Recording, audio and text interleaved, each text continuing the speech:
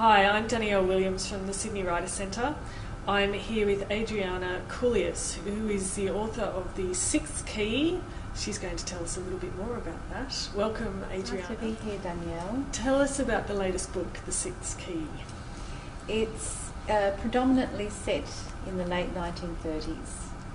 The protagonist is a real-life character. It's a fellow called Otto, who was an archaeologist, an amateur archaeologist, was, like all writers, suffering from no money and a hard life, and he had written a book that was not selling well and struggling, and he receives a telegram from a person that doesn't name himself, and offering a 2-book contract and an advance, and he travels to Berlin to meet this mysterious benefactor and discovers it's Himmler, and so his life takes a turn from that moment on. And in fact, it's pretty much a true tale of the events of his life from that time on. I just kind of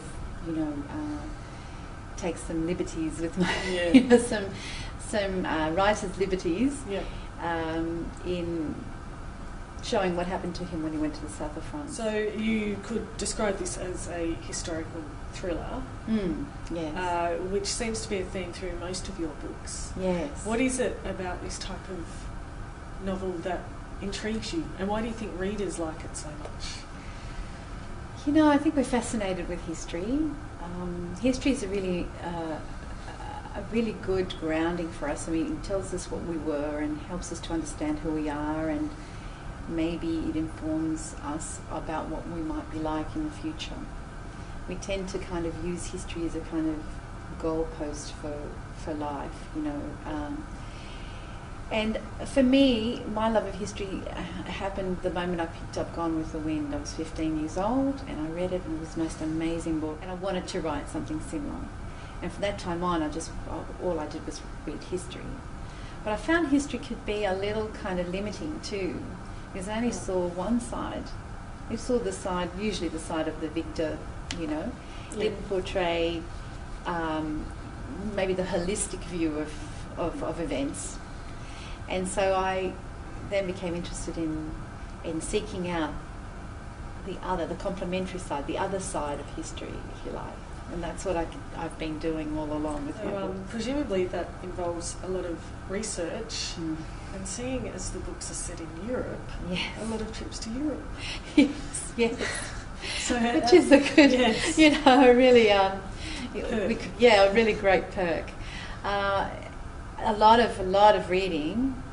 Initially, when I first started writing, my first book, Temple of the Grail, was a different world in those days. I mean, it was only I think 14 years ago, but it was a different world. Google, the internet, it was all just beginning. So I spent lots of my time in libraries, and local libraries and university libraries. But somewhere along the way, of course, we had the internet explosion, which made things so easy. But still, I find that you have to have a sense for, or have to know a lot, so that you can, decide just for yourself what you want to include in your book, and whether that for you is a true picture of events, or if that person knows what they're talking about. You really need to do your research to be able to discern. So even though it's all free and available now, there is so much of it, especially for the writing of The Sixth Key, because there's so many conspiracy theories out there about Otto, about Rennes-le-Château and all these places in the south of France, that you could just get buried in it. It was fun. Yes, I bet it was fun. So you mentioned that you started your first book about 14 years ago, and you did have kind of a roundabout the path to writing. You started as a nurse, I think, and then you were a musician, and eventually a writer. Yeah. When did you decide you wanted to write, and what inspired that decision? Well, at 15, picking up Barbara Mitchell's book, that was my first inkling that I thought I might take up writing as something more than just, you know, writing a journal, or, you know, I started writing my grandmother's story, and that didn't sort of go very far because, you know, school and boyfriends and friends and all that sort of came into it.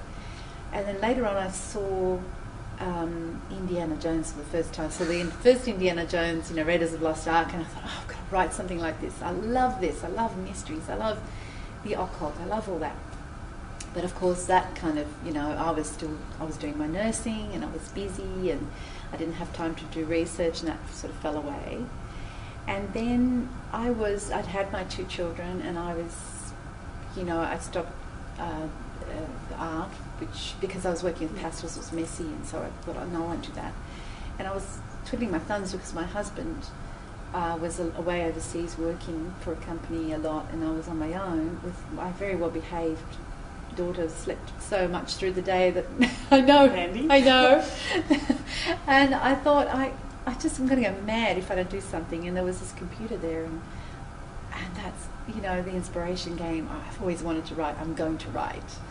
And that sort of, then I had enough time, and I had the facilities around me, and that I could sort of immerse myself into writing. And it took me, you know, a few years to write in between children and home life and everything. But I did it, and I couldn't believe it. I actually did it, you know. So that's how it all kind of began, way back then. But self-taught? Or self-taught. Yeah? Yeah. But I was an avid reader, and still am. I loved reading. I read everything that I could get my hands on. I was just I always had my notes in a book. I always had my thoughts were, while I was finishing one book, what book will I buy next? And I think that if you read enough, it really does, you know, help you in writing. I think courses are great. And I look back now and I think, well, I could have done with maybe a course or two, and it's taken me so long to get, you know, the technique going. But I think you've really got to be a reader as well. Yeah, absolutely. I think most writers agree with that, actually. Yeah. Now, you actually self-published your first book. Yes, I did. And scored a publishing contract from that. Yes. Can you just tell us about that Sure. journey and how it came about? I had written Temple of the Grail, and I'd sent it around to a few places, a few publishers overseas in Australia. And, you know, I had complimentary replies, but, oh, so sorry, you know, at the moment we can't do it, and whatever, you know, as, you know, the letters you get. And even one said, oh, maybe you need an author to help you to rewrite it, you know. But I didn't lose my confidence. I don't know why. Just, I guess I had nothing to lose. My husband has, you know, a business, a digital printing bureau, and so I said to him, well, how about we print the books digitally. I'll design a cover, because I could, being an artist. I designed a cover, and we put it together, and we, you know, printed off about 300 or 400 copies. I decided that I would put all the books in the car. I mean, this is really, you know, back to basics. Naive, right?